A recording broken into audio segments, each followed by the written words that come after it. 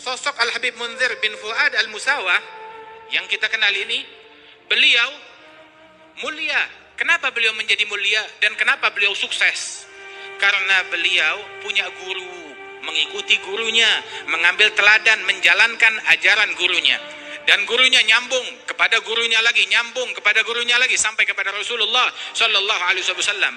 Mengambil sanad keilmuan dan sanad pemahaman ilmu yang sambung menyambung sampai kepada Nabi Muhammad Shallallahu Alaihi Wasallam. Laula sanad lagala man sya bima sya. Kalau bukan keberadaan sanad keilmuan, orang bakalan ngomong seenak perutnya, semaunya dia. Tetapi diperingatkan kita, ta'allamu qabla dhannin. Belajarlah kalian sebelum datangnya masyarakat yang kalau bicara bukan pakai ilmu, pakai prasangka. Dari mana? Oh, saya dilihat di internet, saya dapat di media sosial, saya dapat di media ini dan media itu.